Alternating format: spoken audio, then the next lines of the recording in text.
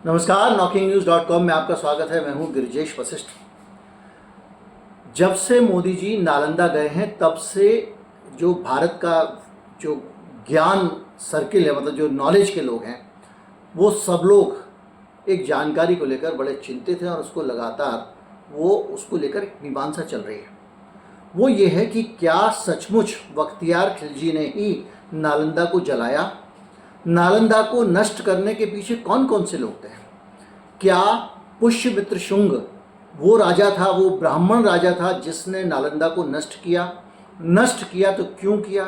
नालंदा विश्वविद्यालय की आज की तारीख में अहमियत क्या है और आज हम उस विश्वविद्यालय की व्यवस्था से क्या सीख सकते हैं? क्या हमारे आज का एजुकेशन सिस्टम नालंदा विश्वविद्यालय के सामने कुछ भी नहीं है? क्या हमको बहुत कुछ लर्न करने की आवश्यकता है? क्या हम भारत के लोग नालंदा विश्वविद्यालय के रास्ते पर चल रहे अपने एजुकेशन सिस्टम को छोड़कर दूसरे रास्ते पर जा रहे हैं? ये बहुत सारी ऐसी रोचक इतिहास की गहरी जानकारियां हैं जिनसे हम अपने इतिहास को, अपने समाज को समझ सकते हैं। और इस काम को समझने के लिए जाहिर बात है हमको चाहिए एक ऐसा एक्सपर्ट जो विद्वान हो, जो सारी चीज़ों पे जानकारी दे सके, ऐसी जानकारियां दे सके जिनकी हमको बहुत ज़रूरत है। जैसे कि एक उदाहरण है कि नालंदा विश्वविद्यालय में जो टीचर स्टूडेंट रेशियो था 1:4 था, यानी एक प्रोफेसर के ऊपर या एक टीचर के ऊपर सिर्फ 4 विद्यार्थी थे। आज के ज़माने में इतने बड़े लेवल पर अगर आपको ज्ञान पे काम करना है तो क्या आप इस तरह से टीचर और स्टूडेंट रेशियो दे सकते हैं? देना चाहिए कि नहीं देना चाहिए? दूसरा, इतना बड़ा विश्वविद्यालय उस दौर में चलता था, राजा महाराजाओं का ज़माना था, और उस समय उन विश्वविद्यालयों में फ्री एजुकेशन मिलती थी। पैसे कौन देता था? राजा देता था। और राजा पैसे देता था बाकायदा, और उसमें बौद्ध धर्म का इतना अथाह इतिहास था, इतना ज्ञान था वहाँ पर। उस वक़्त वहाँ पर विज्ञान को लेकर ज़बरदस्त शिक्षा थी, एजुकेशन, वहाँ पर मेडिकल एजुकेशन थी, इंजीनियरिंग थी, दुनिया भर का पूरा ज्ञान यहाँ पर हम इकट्ठा करके रखे हुए थे। अचानक हमारे इस एक महान विरासत को, भारत से ज़्यादा विरासत महान दुनिया में शायद ही किसी देश की मिले, लेकिन भारत की इस ज्ञान की महानता को नष्ट करने वाले जितने लोग हुए हैं उतने भी दुनिया में ही शायद कहीं। हम लोग नष्ट करने के नाम पे, खराब करने के नाम पे सीधे एक इस्लामोफोबिया का कहीं लॉजिक डाल देते हैं। क्या ये सही है? अगर गलत है तो कितना गलत है? आज इन सब बातों पे हम चर्चा करेंगे। मेरे साथ हैं डॉक्टर राम पुनियानी, जो इतिहास के अध्येता हैं, इतिहास विज्ञ हैं। उनसे हम समझने की कोशिश करते हैं कि इतिहास इस मामले में क्या कहता है। हमारे साथ इतिहास के जानकार हैं डॉक्टर राम पुनियानी, और उनका काफ़ी गहरा अध्ययन है इतिहास को लेकर। उनसे हम समझने की कोशिश करते हैं कि नालंदा विश्वविद्यालय चलता कैसे था, उसको बर्बाद किसने किया, जलाया किसने, इसमें बहुत सारी तरह-तरह की जानकारियाँ आ रही हैं। तो एक क्लियर तस्वीर के लिए हम उनके पास चलते हैं, हमारे साथ मौजूद हैं। सर, क्या मामला है? नालंदा का महत्व क्या था? पहले हम ये समझ लेते हैं भारत के लिए, और आज का जो एजुकेशन सिस्टम है उसके संदर्भ में इसकी क्या अहमियत है? देखिए, नालंदा का जो महत्व है वो इस बात से जाना जा सकता है कि वो दुनिया की कुछ पहली विश्वविद्यालयों में से है कि जहाँ रेसिडेंशियल विद्यार्थी रहते थे और जी, वहीं वो ज्ञानोपार्जन करते थे। जी, और इसका जो निर्माण करवाया गया था वो 6वीं शताब्दी में गुप्त राजाओं द्वारा किया गया था, गुप्ता राजाओं द्वारा। जी, और इसमें करीब 90 लाख किताबें थी। मुझे जी, पढ़कर बार-बार मैंने रीचेक किया कि इतनी किताबें हो सकती हैं क्या? पर जी, 90,000 या इससे भी ऊपर किताबें वहाँ थी। और जी, इसकी ख्याति इतनी थी कि एक तो इसको पूरा राज खजाने से, राजकोष से इसको पूरा समर्थन मिलता था। तो जी, राजाओं ने क्या कर दिया था कि भाई यहाँ से चावल यहाँ से आएगा, गेहूँ यहाँ से आएगा, घी यहाँ से आएगा, उसकी पूरी व्यवस्था उन्होंने करके रखी थी। और यहाँ जो स्कॉलर्स आते थे, विद्यार्थी आते थे, वो ज़्यादातर चीन, Japan, Korea, Vietnam, Myanmar, Sri Lanka, ऐसे बहुत सारे देशों से दूर-दूर से चलकर यहाँ विद्यार्थी आते थे। और वहाँ भी जी, मज़े की बात ये है कि वहाँ भी एक एंट्रेंस टेस्ट होती थी, क्योंकि वो जो यानी नीट की बात मैं नहीं कर रहा, नीट के संदर्भ में, पर वहाँ भी एक एंट्रेंस टेस्ट होती थी। और जी, उसमें अगर उनका ज्ञान का लेवल ठीक रहा तो उनको उसमें लेते थे। फिर विद्यार्थियों को पूरा एक ही काम था कि वो ज्ञानोपार्जन करें, विषय में आपस में चर्चा करें। मुख्य रूप से ये बुद्ध धर्म का केंद्र था, ज्यादातर जी बुद्ध दर्शन और बुद्ध धर्म से जुड़ा हुआ था, पर इसमें बाकी जी विषय भी थे, जैसे आयुर्वेद, विज्ञान, सॉरी गणित, गणित, जी दर्शन शास्त्र और दूसरे कुछ विषय भी थे। तो इसकी खास तौर से महत्ता ये थी कि यहाँ जो शिक्षकों की संख्या बहुत ज्यादा थी, और ये जी बात मैं इसको रेखांकित करना चाहता हूँ कि पहला तो ये पूरी तौर से सरकार के प्रेशर से चलता था। दूसरा, इसमें जो विद्यार्थियों का रेशो था, तो 4 विद्यार्थियों के पीछे 1 शिक्षक, इस प्रकार का ही होता था। तो उनमें जो ज्ञान वृद्धि का जो स्कोप था और खुली चर्चा का जो तरीका था, वो काफी महत्वपूर्ण था। तो ये तो अगर हम इन यहीं रुक के अगर इन 3 पहलुओं पे नजर डालें, एक तो ये कि वहां पर जो आज के जमाने में स्टूडेंट टीचर रेशियो जो कहते हैं वो 1:4 था। 4 विद्यार्थी पे 1 प्रोफेसर। जो लोग आज भर्तियां नहीं कर रहे हैं विश्वविद्यालयों की, वो नालंदा का उद्घाटन करके तालियां पिटवाते हैं और तमाम सोशल मीडिया पे अभियान चलाते हैं। हालत यह है कि नालंदा से अगर कुछ सीखना है तो ये सीखिए कि 4 विद्यार्थियों पे 1 शिक्षक होता था और पूरी तरह से कितना फोकस करके वो अध्ययन होता होगा। दूसरा, उस जमाने में भी किसी भी प्रकार का कोई सारा वैज्ञानिक वहां पर अध्ययन अध्यापन होता था, साइंस पढ़ाया जाता था, बौद्ध धर्म पढ़ाया जाता था, कोई कट्टरपंथ नहीं था जैसे आज की तारीख में डार्विन हटाओ डार्विन कौन होता है टाइप का। तीसरा, जो सबसे बड़ी बात, जो खुले वातावरण की बात आपने कही है, वो अपने आप में सोचने की बात है कि आज हम बात करते हैं कि जेएनयू में जब एक डिस्कशन होता है, अलग अलग तरह की बातें निकल आते हैं विद्यार्थी, तो उसको राजद्रोह टर्म कर देता है, कभी कोई देशद्रोह बोल देता है, कुछ बोल देता है। जबकि विज्ञान जो है वो तो जितना ज्यादा मंथन होगा और जितने पहलू किसी चीज के निकल के आएंगे उसी से ज्ञान निकलेगा। वो कुछ भी हो सकता है। कोई आदमी अचानक ये विचार दे सकता है कि अगर श्रीलंका को निकाल के भारत के ऊपर लगा दें, संभावना है विद्यार्थी, तो वो तमाम सारी बातें करने के बाद फिर एक ज्ञान पैदा होता है। तो जो विश्वविद्यालय है वो दरअसल पाठशाला नहीं है।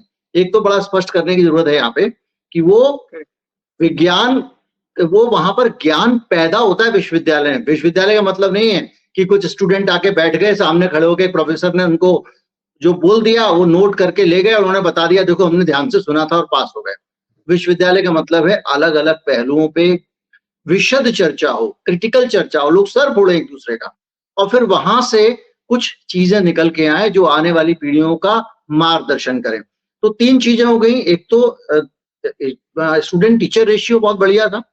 दूसरा और तीसरी बात ये, जो लोग शिक्षा को मुफ्तखोरी कहते हैं, आईआईटी आईआईएम सब जगह फीस बढ़ाई जा रही है, हर जगह शिक्षा को महंगा किया जा रहा है। जेएनयू के स्टूडेंट्स को कहा जाता था एक वहां पर बैठ के मुफ्त के टुकड़े तोड़ते हैं और भारत की आलोचना करते हैं। तो उन लोगों को भी समझने की जरूरत है कि उस वक्त की ये पूरी शिक्षा गवर्नमेंट फंडेड थी। 1 रुपया भी फीस किसी स्टूडेंट को नहीं देनी होती थी। अगर नालंदा की आप बात करते हैं, अगर नालंदा से आप सीखना चाहते हैं, तो देश में ज्ञान को बढ़ावा देने के लिए कितने प्रोफेसर चाहिए, कितने स्टूडेंट चाहिए और किस स्तर का ज्ञान चाहिए, ये आपको आज सीखना पड़ेगा। केवल भाषण देने से नहीं होगा। कम से कम नीतीश ने अपने भाषण में उस दिन ये याद दिलाया। ठीक कह रहा हूं सर? ठीक है, बिल्कुल आपने सटीक बात कही है। इसमें मैं थोड़ा जोड़ दूंगा। पहली बात तो जी देखिए, आजकल भारत में शिक्षा का बजट कभी बढ़ता जी नहीं है, वो जी लगातार कम होता जाता है। एक जी और डिफेंस का बजट तो बढ़ता जाएगा, उसमें कोई रोक टोक नहीं है, और शिक्षा के जी बजट पे बहुत बड़ी रोक है। एक दूसरा, जो प्राइवेट यूनिवर्सिटीज के नाम पे अभी बहुत बड़ा बखेड़ा चालू हो गया है। अभी जी तो सरकारी यूनिवर्सिटीज में भी थोड़ी बहुत फीस बढ़ गई है, और प्राइवेट यूनिवर्सिटीज का तो पूछो ही क्या कि लाखों करोड़ों में बात होती है। तो ये दूसरी बात है कि उस समय भले राजाशाही थी, पर राजकोष से यूनिवर्सिटीज को चलाना, इतनी बड़ी यूनिवर्सिटी को चलाना, दुनिया भर के स्कॉलर्स इससे आकर्षित होकर यहाँ आए। अब अगर विश्व गुरु की बात हम करते हैं, तो विश्व गुरु तो एक मजाक हो गया है आजकल, पर विश्व गुरु तभी होता है जब आपके पास ज्ञान का वो भंडार है जिसको लेने के लिए दुनिया के दूर दूर की जगहों से विद्यार्थी और शिक्षक आके पढ़ते हैं, रिसर्च करते हैं। एक दूसरा, आपने कहा कि भाई जैसे जेएनयू में का एक उदाहरण देखिए, तो जेएनयू पहले पुअरली फंडेड था। फंड यानी उतने फंड फंड अच्छे थे पर रिस्ट्रिक्शन इस प्रकार के नहीं थे जैसे पिछले कुछ सालों में देखे जा रहे हैं। जो हमने पिछले सालों में देखा कि वहाँ जो स्वतंत्र सोच है उसको दबाने के लिए सरकार कितनी कोशिश कर रही है। जेएनयू हो, फर्ग्यूसन कॉलेज हो, या जहाँ रोहित वेमुला की मृत्यु हुई, हैदराबाद सेंट्रल यूनिवर्सिटी हो, आईआईटी मद्रास हो जहाँ पेरियार स्टडी सर्कल को बंद कर दिया गया, आईआईटी बॉम्बे हो जहाँ एक प्ले करने के लिए विद्यार्थियों को फाइन, बहुत हैवी फाइन लगाया जा रहा है। तो ये बात बिल्कुल स्पष्ट है कि वहाँ ज्ञान का लेवल तभी बढ़ता है जब विद्यार्थियों में फ्री डिस्कशन, यानी उससे इंडिसिप्लिन की बात मैं नहीं कर रहा, मैं बात कर रहा हूँ कि जब आप एक विषय को लेकर अपने शिक्षक से असहमत हो सकते हैं और वो असहमति आप तार्किक रूप से प्रस्तुत कर सकते हैं और इसी तर्क के वाद विवाद से ज्ञान का विकास होता है, जो आज हमारी यूनिवर्सिटीज में एक प्रकार से इस पे पूरे बंधन लगाए जा रहे हैं। इसमें सर एक चीज और भी देखने में आई है कि हाल के सालों में ये हुआ कि जेएनयू में अपना एडमिशन का एक प्रोसेस था, अलग अलग जगह का प्रोसेस था, उनका अपना एक क्राइटेरिया था, एक खास तरह से वो स्टूडेंट्स को रखते थे। अभी क्या हुआ कि सरकार के लोगों ने सारा कर दिया सेंट्रलाइज, एक संस्था। अभी खिलजी पे भी आएंगे, इस पे भी आएंगे शो में कि किस तरह से उसको नालंदा को जलाया गया था, किन लोगों ने जलाया, इस पे बात करेंगे। लेकिन एक सिस्टमेटिक तरीके से बढ़ना ठीक रहेगा, इसलिए दर्शकों को थोड़ा सा सब्र रखना चाहिए। तो जितने देश भर में विश्वविद्यालय थे उन सारे विश्वविद्यालयों के अंदर प्रवेश हो या फिर प्रोफेशनल कोर्सेज में प्रवेश हो, इन सारे प्रवेश को सरकार ने अपने कंट्रोल में ले लिया। सीधे सरकार ने एक बना दिया एनटीए, और वो नेशनल टेस्टिंग एजेंसी जो है वो सबका, अब आजकल तो देखिए 4-5 परीक्षाएं तो उसकी कैंसिल हो गई, तमाम सारे पेपर लीक, दूसरे तरह के घोटाले हमारे सामने आ रहे हैं। तो एक एनटीए बना दिया जो सबकी भर्ती करता है। उस एनटीए के ऊपर एक आदमी बिठाया, ऐसा आदमी जिसने अपनी नियुक्ति पाने के लिए आरएसएस के पदाधिकारी से सिफारिशी चिट्ठी लिखाई थी, उसके सर्विस रिकॉर्ड में लगी हुई है वो जो आदमी, और उसको उसकी सिफारिश इस क्राइटेरिया पे की गई थी कि वो आदमी अखिल भारतीय विद्यार्थी परिषद का जबलपुर में कार्य करता रहा है। तो आपने जो पूरी स्वतंत्रता थी शिक्षा की, उसको एक रंग में रखने के लिए उसके प्रवेश का प्रोसेस ही अपने हाथ में ले लिया। ये जो चीज हुई है, ये अब एक्सपोज जो हो रही है एनटीए वाली, वो भी हमको नालंदा से सीखने की जरूरत है कि कहाँ हुएनसांग चीन से आते थे, वहां पे पढ़ते थे। वैसे जब हम इतनी बातें कर रहे हैं, इतनी अच्छी बातें कर रहे हैं, तो ये जिक्र करना जरूरी है कि वो कौन शासक था जिसने ये किया वहां पे। जी, ये शुरू में गुप्ता शासन, क्योंकि साम्राज्य तो बदलते रहे, तो सबसे पहले वहाँ जो ये किया था वो गुप्त वंश ने किया था, कुमार गुप्त ने इसकी शुरुआत की थी। उसके बाद दूसरे भी जो शासक आए, पाला राजा आए, और फिर उसके बाद सेना डायनेस्टी आई, तब तक ये बराबर चलता रहा। पर अभी इसी बीच में और देखिए क्या हो रहा है कि ये सेना के आने के पहले जो थे वो बुद्ध धर्म से प्रभावित लोग थे, और इसलिए उन्होंने इस ज्ञान की परंपरा को चालू रखा। और ज्ञान की परंपरा के विरोध में कौन है? जनरली सामान्य तौर पे जो ब्राह्मणवादी सोच होती है वो खुले ज्ञान का विरोध करती है। अब आज की राजनीति में भी मैं कहूंगा तो एक ब्राह्मणवादी पुट है जिसके कारण ये पूरा ज्ञान की प्रक्रिया पर नियंत्रण लाना चाहते हैं। तो वहां भी एक्चुअली नालंदा की भी यही कहानी है कि जैसे शासक बदले और जैसे ही वो शासक आने लग गए जो बौद्ध धर्म के विरोध में थे, जो ब्राह्मणवाद के ज्यादा समर्थन में थे, तो उन्होंने नालंदा से फंडिंग निकाल दी, और ये उन्होंने जो दूसरे ओदंतपुरी, विक्रमाशील ऐसी जगहों पे उन्होंने उस फंडिंग को चालू किया। तो ये समझना जरूरी है कि इसकी प्रगति जो हुई वो बौद्ध समर्थित राजाओं से हुई, और बाद में जो राजा आते हैं जो इससे प्रभावित होते हैं ब्राह्मण धर्म से, वो इसकी जो इसका सपोर्ट सिस्टम है वो कम कर देते हैं, और वहीं से इसका ह्रास शुरू हो जाता है। ब्राह्मण धर्म की जब हम बात करते हैं तो एक जनरल परसेप्शन ये लिया जाता है कि जो आजकल ब्राह्मण जाति होती है, गुप्ता जी हैं, वो माफ कीजिएगा, दुबे जी हैं, मिश्रा जी हैं, शुक्ला जी हैं, या कोई वशिष्ठ जी हैं, या कोई शर्मा जी हैं, तो ब्राह्मणवाद का मतलब ये सब लोग हैं। तो ये भी यहाँ स्पष्ट करना जरूरी है कि ब्राह्मणवाद क्या होता है, ये बड़ा जरूरी है, तभी लोग खुले मन से सुन पाते हैं। कि ब्राह्मणवाद में मुख्य रूप से जो ऋग्वेद की कल्पना है, पुरुष सूक्त की, कि समाज 4 वर्णों के आधार पर बटा हुआ है और चारों वर्ण ये जन्म से निर्धारित होते हैं, और उसके बाद जो मनुस्मृति जो है वो उसका एक केंद्रीय ग्रंथ है, ये ब्राह्मणवाद है। बाकी जो परंपराएं यहाँ प्रचलित थे उसको श्रमण कहते हैं। अब श्रमणवाद में दो प्रकार की परंपराएं आती हैं। एक तो जैसे नाथ, तंत्र, और फिर उस समय दूसरे कुछ थे, और जैन धर्म और बौद्ध धर्म, ये श्रमणवाद में आते हैं। तो जैन, ये श्रमण जो है वो जन्मजात ऊंच नीच के विरोध में है, जी। पुरुष और स्त्री की गैर बराबरी के विरोध में, ये श्रमण है। और ब्राह्मणवाद का मूल है जो गैर बराबरी वेदों ऋग्वेद में दी गई है, या बाद में मनुस्मृति में ज्यादा उसको इलेबोरेट किया गया है, वो ब्राह्मणवाद का प्रतीक है। नाम में से ये देखिए, ये भी हो सकता है क्योंकि कोई खुद ब्राह्मण हो और वो ब्राह्मणवाद का विरोध करे। आपको मैं बता दूं कि डॉक्टर अंबेडकर के बहुत सारे मित्र थे जो ब्राह्मण थे, और उनके सबसे गहरे साथी थे। और आपको ये भी याद दिला दूं कि जो मनुस्मृति जिसने जलाई थी उसका नाम था सहस्त्रबुद्धे, वो एक ब्राह्मण था और अंबेडकर का बहुत फॉलोअर था। तो यानी नाम से मैं नहीं जाना चाहता, मैं मूल्यों से जाना चाहता हूँ कि जहाँ गैर बराबरी के मूल्य आए, जिनको एक बड़ा स्थान दिया जाता है, हमारे प्राचीन मूल्य, हमारा स्वर्णिम युग, वो जो कहने वाले वो मतलब ब्राह्मण। ये जो वर्ण भेद है उससे एक अलग व्यवस्था है, उसमें सिर्फ वर्णों की असमानता नहीं है, स्त्री पुरुष की भी असमानता है, सभी प्रकार की असमानता है। तो जहां पे गैर बराबरी है वो एक तरह का ब्राह्मणवाद है। अब सब आते हैं नालंदा पे। तो नालंदा को अब दोबारा से बनाया गया है, तो जाहिर बात है कि इसमें पहले दिन एक बड़ा ये आया कि एक खिलजी नाम का आदमी था, बख्तावर खिलजी, उसने आके उसको जला दिया, पूरा बर्बाद कर दिया, और वो महीनों जलता रहा। और ये सारा का सारा जो विदेशी आक्रमणकारी थे, मुसलमान थे, उन्होंने किया, और इसको इस तरह से देखा जाता है। अब ये इस पे बहुत सारे पक्ष हैं, ये भी है कि बख्तावर खिलजी खुद भी नास्तिक था, कितना वो उस तरह से अपने धार्मिक एजेंडा को पुश करता था, क्या वो मौलवियों को अपने पास फटकने देता था, नहीं फटकने देता था, ये जानकारी तो जरूरी है ही। एक और डिस्प्यूट भी आता है कि वो आग लगाने वाला कोई और नहीं, एक ब्राह्मण राजा था। ये क्या है सर, जरा बताएं। जी, देखिए ये बड़ा मजेदार मिथक है। हमारे समाज में मिथकों की कोई कमी नहीं है। एक मिथक जो अंग्रेजों ने मजबूत किया, डिवाइड एंड रूल पॉलिसी, फूट डालो और राज करो की नीति के कारण, वो था इस्लामोफोबिया। और जी। यहाँ के सब जो दोष थे वो मुसलमान राजाओं पर डालना, मंदिर का तोड़ा जाना, इस्लाम का प्रसार, ये वहीं से शुरू होता है। और उसमें जी। मुझे तो सबसे बड़ा आश्चर्य हुआ गिरिजेश जी कि जब मैंने देखा कि ये बख्तावर खिलजी, बख्तियार खिलजी, ये जी। नालंदा आया ही नहीं था। नालंदा आया ही नहीं था, इसको आप मजे से देखिए।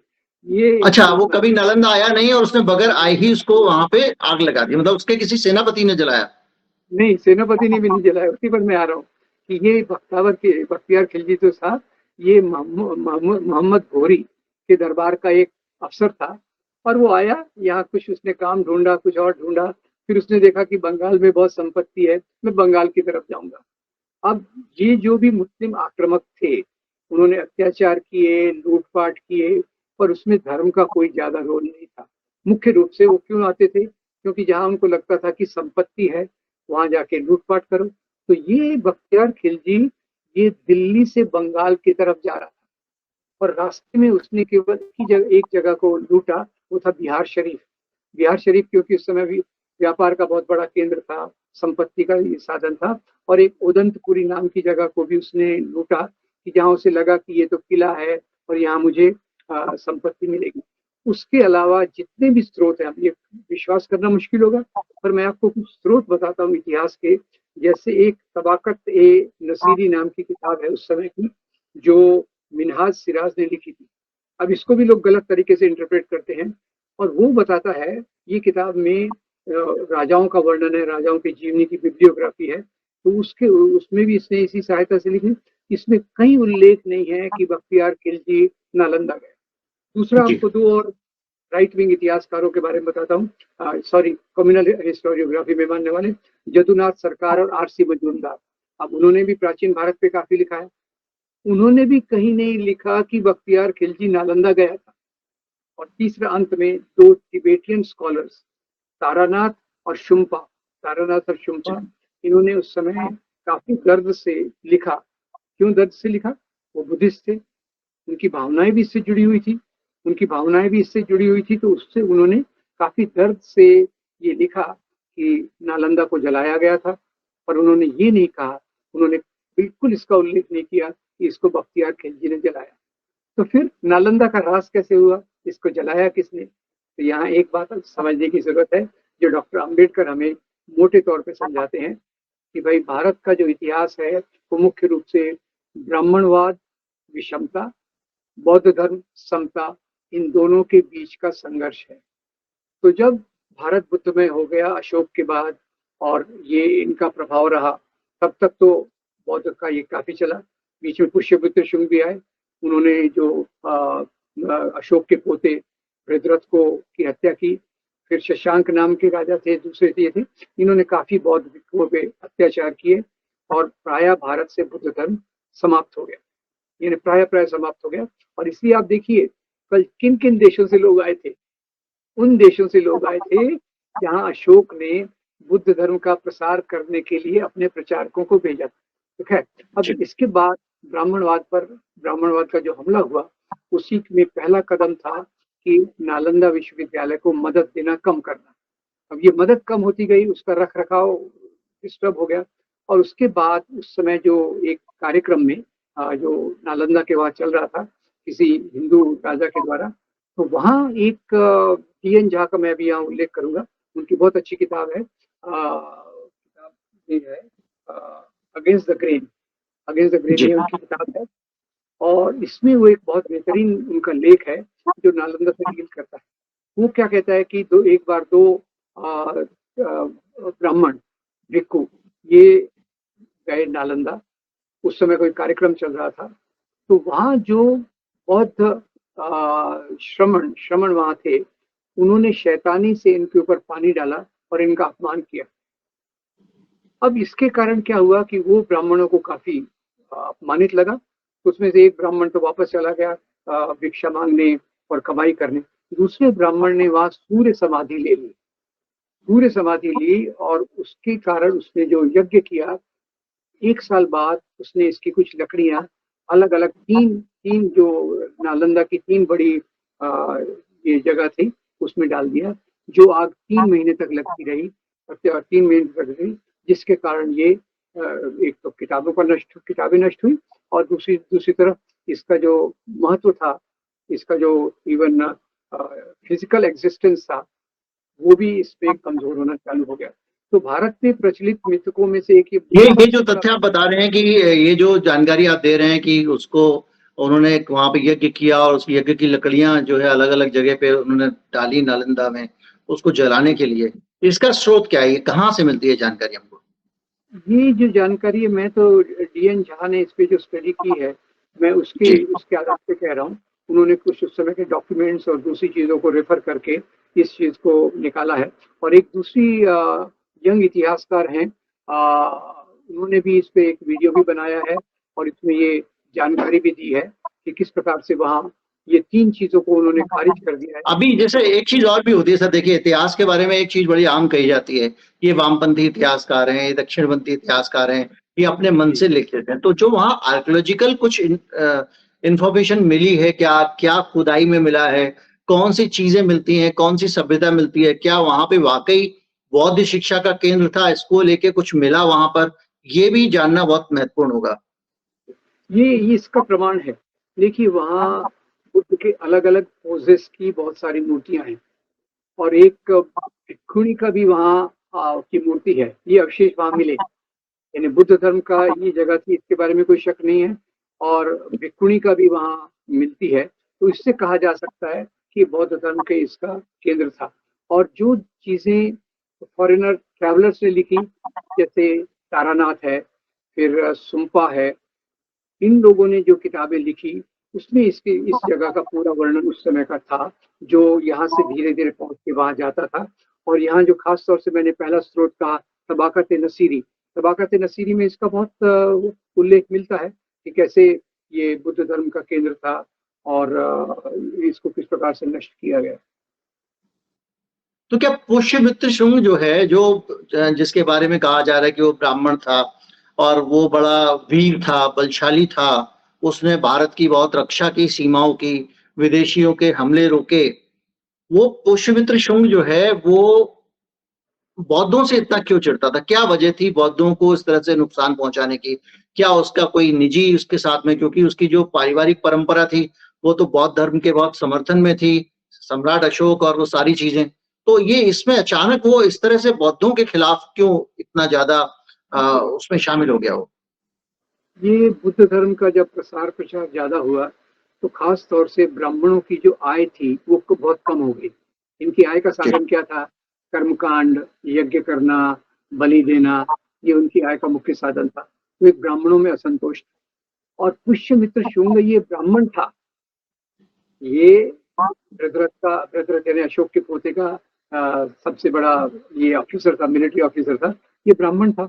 इसको बुद्ध धर्म से वैचारिक तौर पे एक घृणा थी कि ये हमारे जो ट्रेडिशनल के मूल्य हैं, ब्राह्मणवाद के मूल्य हैं, बौद्ध धर्म पूरा उसके विरोध में है। तो ये एक वैचारिक संघर्ष था पुष्यमित्र शुंग का। जैसे अभी आज की तारीख में हमारे बहुत सारे लोग वामपंथियों को कहते हैं कि ये जो है ये भारत हिंदू संस्कृति के दुश्मन है, ये विदेशी संस्कृति, यवन संस्कृति वाले हैं, या हम बद्धियों या बाकी लोगों को जो भी मॉडर्न साइंस वाले हैं कि ये हमारी परंपरा नहीं है, हमारी संस्कृति नहीं है, उसी तरह का कुछ कुछ मिलता हुआ सोच उसको आप कह सकते हैं। बिल्कुल बिल्कुल। और देखिए, अब जैसे जिस प्रकार से आजकल शिक्षा में परिवर्तन लाए जा रहे हैं और ये सब कुछ पढ़ाया जा रहा है, आपने कहा डार्विन निकाल दिया, पीरियोडिक टेबल निकाल दिया, और वो भारत में प्लास्टिक सर्जरी होती थी से लेके तो क्या क्या सब कुछ दिया गया। तो ये ब्राह्मणवाद की मुख्य सोच में ऐसी शिक्षा की जगह नहीं है जहाँ तार्किक रूप से विवाद करें, उन चीजों को आगे ले जाने की कोशिश करें। तो ये फिर से वही वही पीरियड आ रहा है कि पिछले 20-25 साल में जो प्रगतिशील विचार हैं, जो तर्क आधारित विचार हैं, उनका ये पूरा पूरा विरोध करके उनको लेबल लगाने में तो बहुत आसानी होती है। और एक बात गिरिजा, आपको ये भी बता दूं, जो भी लोग सामाजिक परिवर्तन के लिए खड़े रहते हैं वो हमेशा तर्कपूर्ण सोच का आधार देते हैं।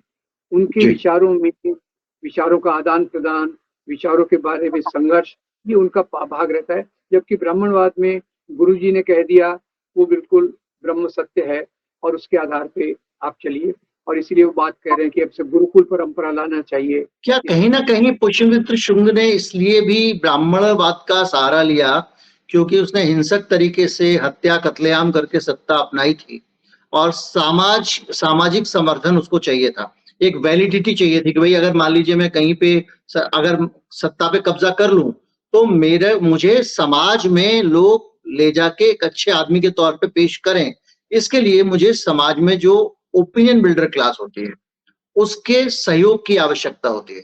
तो क्या ब्राह्मणों को साथ लेके वो लेजिटिमेसी ढूंढ रहा था अपने लिए कि भाई मेरे शासन में जो मैंने शासन हासिल किया है कत्लेआम से या जैसे भी, अगर ब्राह्मण मेरे साथ खड़े हो जाएंगे तो लोग कहेंगे नहीं बड़ा अच्छा काम किया, ये धर्म के हिसाब से काम किया, ऐसा भी कुछ रहा होगा। बिल्कुल। ये तो देखिए, कोई भी राजा अपने समर्थन के लिए इस प्रकार की चीजों को करता है। और आपने एक और बात कही, मैं आपको थोड़ा सा विस्तार में बता दूं कि पुष्यमित्र शुंग ने हमारे बॉर्डर्स की रक्षा की। तो आप जरा सोचिए, भारत का विस्तार सबसे ज्यादा कौन से पीरियड में हुआ? भारत का अगर आप नक्शा देखिए तो कौन से राजा सम्राट के अंदर सबसे बड़ा था? वो था अशोक। अशोक ने क्योंकि अपनी फौज को भी कम नहीं किया और दूसरे राजाओं से दोस्ती और अलग प्रकार से अपने राज्य का विस्तार किया। और पुष्यमित्र शुंग ने कोई खास इसमें किया होगा, बाद में तो फिर डिक्लाइन ही हो गया। उनके अंदर भी काफी अलग अलग राजा अपना सिर उठाने लग गए।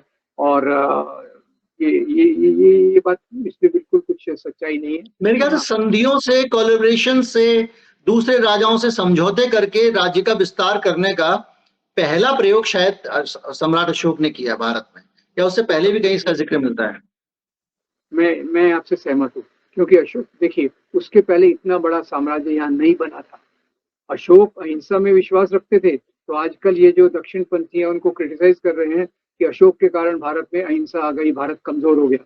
पर भारत सबसे ज्यादा मजबूत अशोक के समय में ही था। और जब उनके मूल्यों को बाईपास किया गया, भारत अलग अलग राजा मजबूत हो गए।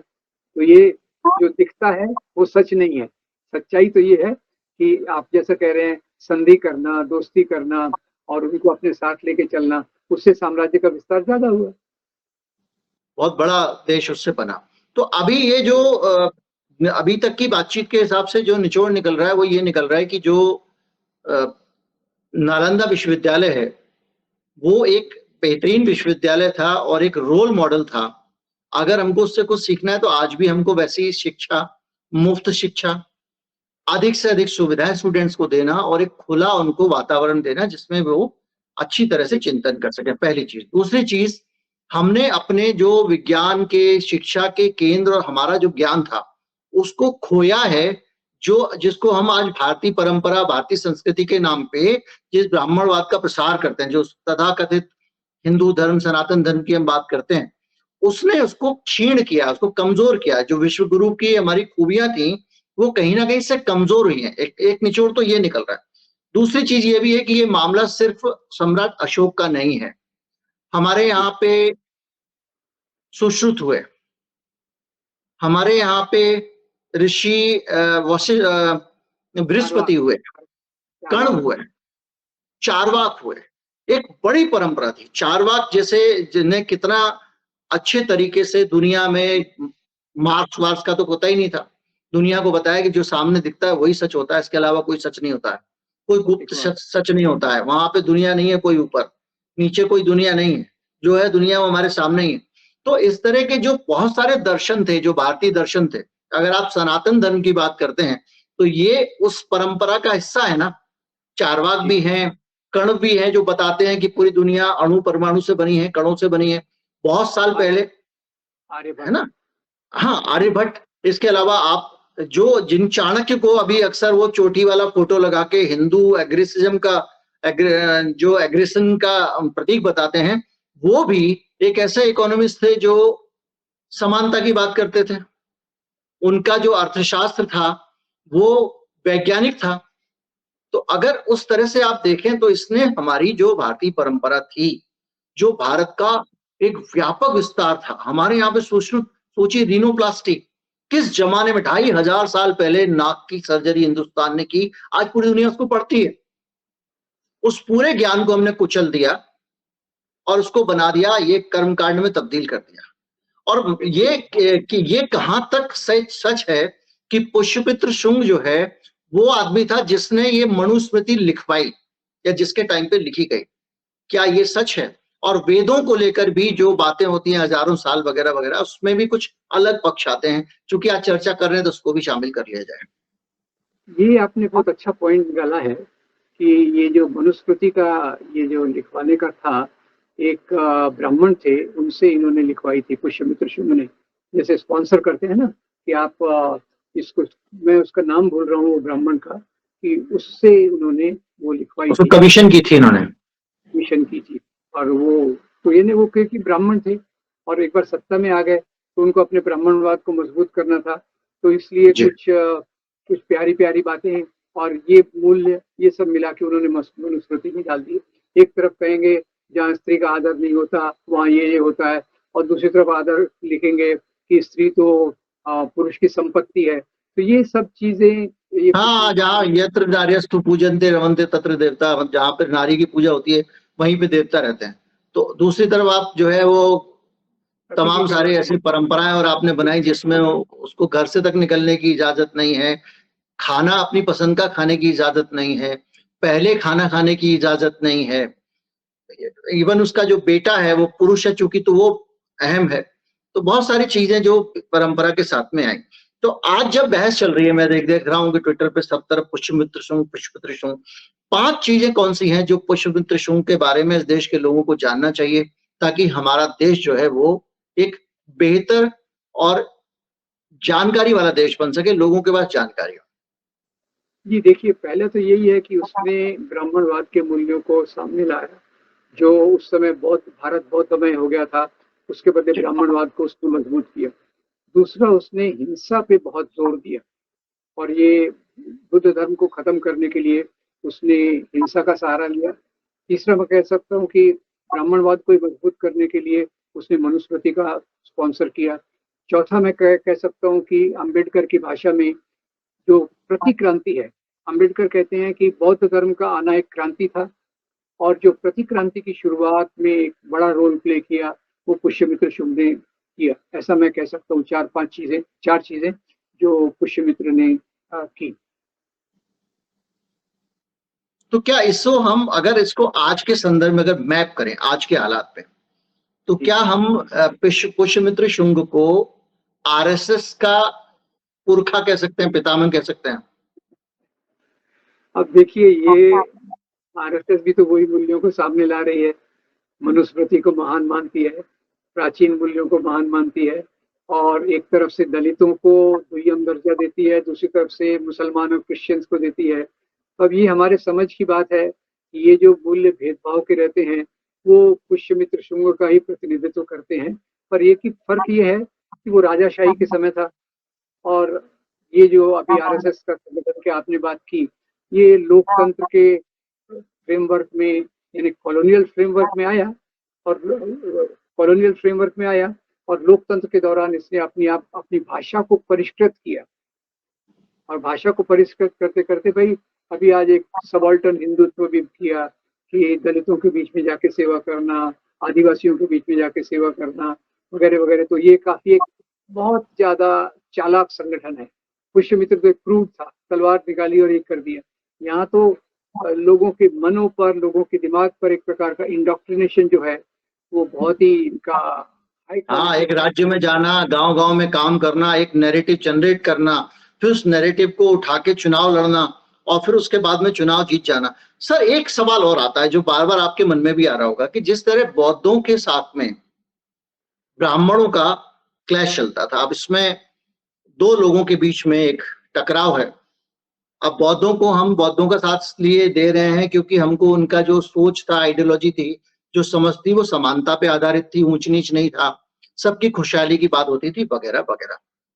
तो उस वक्त जैसे बौद्ध बनाम ब्राह्मण चलता था, और आज जो हिंदू मुसलमान की बात हो रही है, जो हिंदू मुस्लिम राजाओं के बीच में हम ये देख रहे हैं कि विदेशों से लोग आए, उन्होंने यहाँ हमले किए मुसलमानों ने, तो क्या वो जो वहां पर पुष्यमित्र शुंग कर रहा था, ब्राह्मण जो कर रहे थे बौद्धों के साथ में, क्या मुसलमानों ने बाद में जो विदेशों से आए भारत के लोगों के साथ यही किया, हिंदुओं के साथ, या जो लोग भी पहले से वहां रह रहे थे, या दोनों में कोई फर्क लगता है आपको?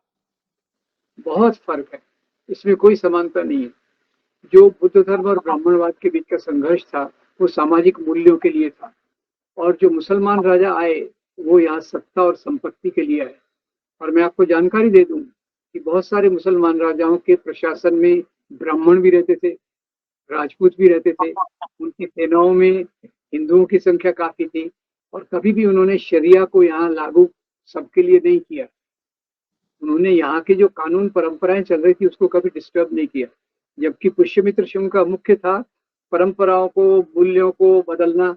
और जबकि मुसलमान राजा है, आप अकबर को देखिए, दारा शिकोह को देखिए, वेद पढ़ रहे हैं, महाभारत का अनुवाद कर रहे हैं, रामायण का, उपनिषदों को अनुवाद कर रहे हैं। आप ये महान इनको देखिए जिन्होंने साहित्य क्रिएट किया या संगीत क्रिएट किया। सूफी परंपरा कहाँ से आई? सूफी परंपरा उसी दौर में आई। सबसे बड़ा भारत का एक महान धर्म उसी दौर में आया, सिख धर्म, भक्ति परंपरा वहां से आई। तो मुसलमान राजाओं का मामला दूसरा है। वो यानी क्योंकि उस समय कोई वीसा पासपोर्ट का प्रॉब्लम तो था नहीं, कोई इस प्रकार से देश विदेश की कल्पना उस समय नहीं थी। जिसको जहां मिला वो वहां जाके राज कर रहा है। और ये मुगल लोगों को तो अभी हम बहुत नफरत करते हैं, पर मुगलों के पहले कितने लोग यहाँ आ चुके हैं। एक तो मुस्लिम के भी, और दूसरे भी बहुत सारे शासक यहाँ आके रह चुके हैं। उसमें कोई बड़ी बात नहीं है, क्योंकि भारत का उनको कुल मिला के धन दौलत से मतलब था, और उनको यहाँ मजा आने लग गया तो यहीं रुक गए। उनको मतलब वो आइडियोलॉजिकल फाइट नहीं थी। और जो बौद्धों और इनकी जो लड़ाई थी, आप ब्राह्मणों की, ये लड़ाई विचारधारा की लड़ाई, ये आइडियोलॉजिकल फाइट थी, जिसमें एक धर्म को, एक परंपरा को खत्म करना था, क्योंकि उसने दूसरी परंपरा के लोगों के आर्थिक हितों को प्रभावित किया था। आर्थिक वहां पे भी थे कि ब्राह्मणों का रोजी रोटी और उनका जो पूरा एक वर्चस्व था समाज पे, वो छीन लिया गया था। सर, ये बात, आखिरी सवाल है मेरा आज का, कि बड़ी संख्या में जो पुराने अवशेष मिलते हैं, बहुत सारे मंदिर मिलते हैं देश भर में, उड़ीसा में चले जाइए, यहाँ चले जाइए, और कहा जाता है कि ये बौद्ध संपदा थी, बौद्ध मंदिर थे। खुदाई में बौद्ध मूर्तियां मिलती हैं, कई जगहों पे मूर्तियों को बदल के जो है वो ब्राह्मण मूर्तियां बना दिया गया। तो क्या ये क्या सब पुष्यमित्र शुंग के टाइम में हुआ, या लगातार होता रहा? क्या है और ये हुआ भी कि नहीं हुआ?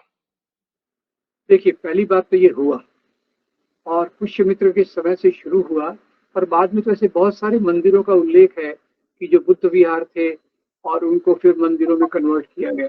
एक जो जगन्नाथ का आजकल मोदी जी जगन्नाथ का नाम ले रहे हैं, जय जगन्नाथ, कईयों का कहना है कि पहले ये एक बुद्ध विहार था, उसको कन्वर्ट किया गया। तो ऐसे बहुत सारे बुद्ध विहार कुछ तोड़े गए, कुछ कन्वर्ट किए गए। ये और दूसरे मंदिरों का मुसलमानों द्वारा तोड़ा जाना, इसमें फर्क है।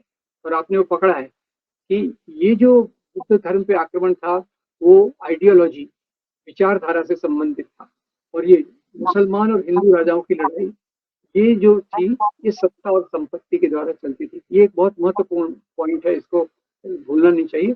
और आपकी बात बिल्कुल सच है कि बहुत सारे बौद्ध विहारों को तोड़ा गया। मतलब उनके हमले मुसलमानों के हिंदुओं को मिटाने के लिए नहीं बल्कि दौलत लूटने के लिए होते थे कि मंदिरों में बहुत पैसा है, सोना है तो लूट लो। और वहां हमले होते थे कि नामो निशान मिटा देना है। और एक लंबे समय तक तो भारत ने पूरे बौद्ध इतिहास को, बौद्ध परंपरा को करीब करीब भुला दिया था, भूल चुके थे। कुछ अंग्रेज इतिहासकारों में जब खुदाई की, जब उनको अवशेष मिलने शुरू हुए, उन्होंने और डीप डिगिंग की, फिर शिलालेख मिले, उससे फिर दोबारा से हमको पता चला कि कभी हमारे देश में इतनी बड़ी विरासत थी जो पूरी खत्म कर दी गई थी एक तरह से। इसमें एक ऐड कर दूं मैं कि ये नालंदा की खुदाई भी जो की थी वो अलेक्जेंडर कनिंघम ने की थी। उसके बाद पता चला कि नालंदा नाम की जगह थी। अजंता की खोज भी उन्होंने की, अजंता, एलोरा और ये सब चीजें। तो ये बहुत महत्वपूर्ण पॉइंट आपने बताया। हाँ, इसको थोड़ा विस्तार दे दीजिए सर, तो और लोगों को जानकारी मिल जाएगी इसी पॉइंट को, और कौन कौन सी खुदाई किस तरह से हुई। जैसे कि बुद्ध विहारों का महत्व खत्म हो गया था, बुद्ध धर्म प्राय भारत से नष्ट हो गया। वो चले गए, कुछ तिब्बत चले गए, जापान, हम जहाँ जहाँ उनको जगह मिली। दक्षिण पूर्व एशिया में आप देखिए कि यही पूरा है। तो इसके बाद यहाँ जो राजा हुए ज्यादातर ब्राह्मणवाद से ही प्रभावित थे और वो उस प्रकार से उन्होंने चीजें की और बुद्ध विहारों को या तो नष्ट किया गया या उनको निगलेक्ट किया गया, उनकी उपेक्षा की गई। तो इसीलिए कई दब गए, कई जंगलों में छुप गए। अब आप देखिए अजंता, एलोरा, इतनी ब्यूटीफुल जगह हैं, पर वो एक अंग्रेज ऑफिसर ने ढूंढी, अलेक्जेंडर कनिंघम, जिनको यहाँ के आर्कियोलॉजी में इंटरेस्ट था। उन्होंने कई जगहों पे जाके ये जगह, उसमें से एक जगह ये नालंदा है। तो ये सवाल है कि ब्रिटिश का एक अलग था। ब्रिटिश को तो यहाँ मुसलमानों को बदनाम करना था, इसलिए ज्यादातर चीजें उन्होंने मुसलमानों पे डाल दी और लोगों को विश्वास करने में भी बहुत आसान होता है। और 100 साल से एक संगठन है वो यही इसी प्रकार की चीजों को फैला रहा है। इसलिए कई बार कहो कि अरे बख्तियार खिलजी ने नहीं तोड़ा, वो वहां गया ही नहीं था, तो लोगों को विश्वास करना ही मुश्किल होगा। तो सवाल ये है कि ब्रिटिश का एक एजेंडा अलग था। उनका एजेंडा था यहाँ फूट डालना और चीजों को इस पे डाल देना। और कुछ कुछ उन्होंने आर्कियोलॉजी, क्योंकि वहाँ थोड़ा सा जो उस समय तक इंग्लैंड में प्रगति हो चुकी थी, तो उसके कारण कुछ आर्कियोलॉजिस्ट भी थे जो जेन्युइनली काम करते थे, जिनका इससे संबंध नहीं था। पर बाद में वो उसको भी टर्न कर दिया गया मुसलमानों के खिलाफ ज्यादातर। Thank you sir, thank you very much, बहुत बहुत धन्यवाद। इतिहास से जुड़ी हुई बहुत सारी जानकारियां, और जो लोग इससे सहमत नहीं है वो इसको एक पक्ष के तौर पे भी देख सकते हैं। एक पक्ष के तौर पे देखें, इसको समझें, अध्ययन करें, और अगर आप असहमत हैं तो आपकी असहमति का स्वागत है और कमेंट नीचे है, उसके जरिए आप जानकारी दे सकते हैं। बहुत बहुत धन्यवाद सर, आपने समय निकाला और इतिहास की बहुत रोचक और जरूरी जानकारियां थी। नमस्कार। धन्यवाद गिरीश।